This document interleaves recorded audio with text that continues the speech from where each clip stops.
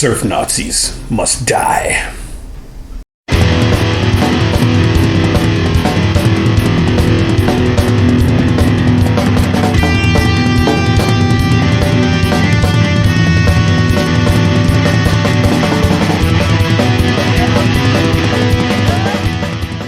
Surf Nazis must die. Now, the main reason I watched this movie is, first of all, because it comes from Troma Films. They have a reputation for doing really offensive exploitation kind of movies. And you'd think, with a title like that, Surf Nazis Must Die, and a poster like this, we got a guy with a metal claw hand shooting an Uzi, dressed like a Nazi, riding a surfboard with a chainsaw on the bottom of it, ready to cut up this hapless surfer lady.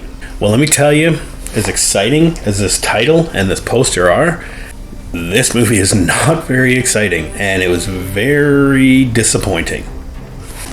Sorry.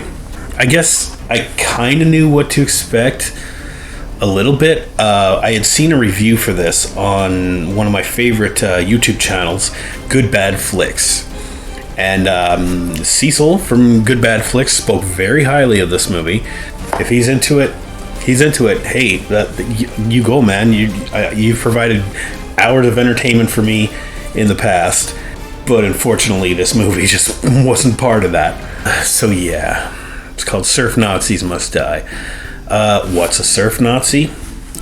I guess in order to explain it, I'll just read you the back of the box here. This one's very short. Sometime in the near future, the gorgeous California coastline has been devastated by an earthquake, and the beaches have been taken over by ruthless gangs. Only one person has the power to stand up to the surf Nazis, Leroy's mama. The beaches have become battlefields, the waves are a war zone, and surf Nazis must die. Well, that all sounds very exciting.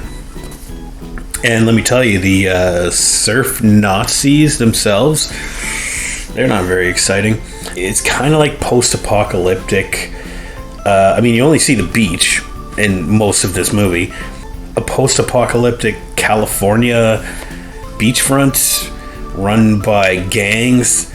I don't know why it had to be post-apocalyptic, but it's like after this giant earthquake and all the gangs take over the beaches, and the strongest of all those gangs is the surf Nazis. The concept of this is really cool, I think. I think it's really funny. It kind of reminded me of the Warriors. You know how there's all the themed gangs and everything in New York City, and they all kind of you get to see they're all different personalities, and you get a bit of that here. You get of course, the surf Nazis. Then you get I can't remember the names of the gangs, but you get one that's just wearing all neon and Chip and Pepper clothing. Remember Chip and Pepper? Or Rude Dog? I don't know, they're surf gangs. Well, anyway, the surf Nazis, they're headed up by a guy called Adolf, of course, probably not his real name, and his girlfriend Eva. Well, what do you know? And one of their friends, his name is Mengele, which I think is really tasteless to name a character that in your movie, but it's an exploitation movie. So yeah. And then you get other members of the gang. There's a guy called Hook, because he always he lost a hand or whatever, and the other guy's always making him a new hook or a new appendage of some sort, which I guess is where they get the idea for this on the cover here. And then there's a guy named Brutus, who's just brutal fucking enforcer or whatever, and a guy named Smeg. He's a younger kid, actually, late teens or whatever, that starts hanging out with the surf Nazis. We actually get a little bit of his backstory. He lives with his mom, but the whole thing about gang warfare on the beaches mostly amounts to a whole lot of stock footage of people surfing. Every once in a while, the people surfing, they'll be wearing their surf Nazi uniforms, which are basically just wetsuits with a surprisingly backwards swastika painted on them, and every once in a while they do the Sieg Heil or whatever on their surfboards. But there's a whole lot of surfing footage in this, which I found really boring. I guess they're pretty talented, And whoever shot that footage, there must be pretty talented too to capture this what is actually pretty impressive looking surfing footage. But I came to see an exploitation movie. For an exploitation movie, there's like really not that much violence. There's very little sex in it. Like there's of course Adolf, leader of the surf Nazis. His girlfriend Eva gets naked a couple times, and that's whatever. You wouldn't expect any less from a movie from 1987.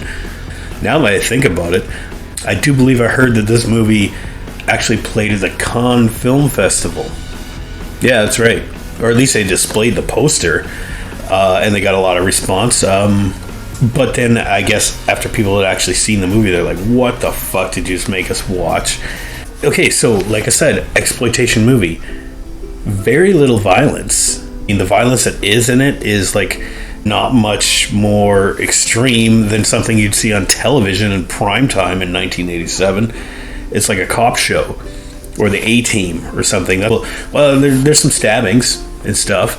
There's more homicide than there would be in like a television show from the period. But yeah, there's not a lot of gore. And I saw, the Troma label on this, and I thought, well, I mean, I just watched and reviewed Poultrygeist, which came from Troma Studios. The gore in there is disgusting, and the whole movie is disgusting. And that's an exploitation movie, and they give you everything that you're expecting in an exploitation movie. This one, despite its amazing title, not gonna lie, and its kind of actually very interesting premise, is not worth the film or digital file that it was recorded on. It really isn't. It's boring as fuck. It really is. I'm sorry to say that. Like, I mean, this movie, they put this poster in front of you and you're like, what the fuck? We don't know what to expect. But it's a revenge story. There's a character named Leroy that actually works on the beach. I think he works at one of the oil rigs or whatever. But he just happens to be strolling down the beach, and the surf Nazis end up killing him. Because they're fucking Nazis, right? So they kill him, and then the rest of the movie is his mama, who lives in a nursing home, and she's like this badass, and she's doesn't play by the rules and whatever. Anyway, the rest of the movie is her getting revenge on the surf Nazis. It takes a long time for the story to actually get going. Like, there's a lot of... I guess I can't fault the movie for this. There's a bit of character development of the surf Nazis themselves, as well as Leroy's mama. You get to know what kind of people they are, and how fucked up like just bleak, terrible worldview the surf Nazis have, as compared to Leroy's mama, who's like, this shit ain't right. They killed my son and they gotta pay. So I mean, it all sounds very exciting. I think so.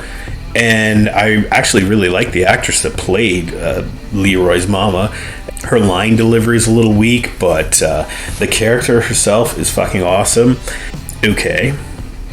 Like I said, for an exploitation movie, there's not a lot of gore. Very little. Just near the end, there's like a boat decapitation scene. And somebody gets blown up. A couple people get blown up. Mostly it's a lot of like stabbing and punching and beating to death and whatever. So that's your violence. When it comes to nudity, I mean, hey, I'm not a pervert. I don't need all that shit in my movie.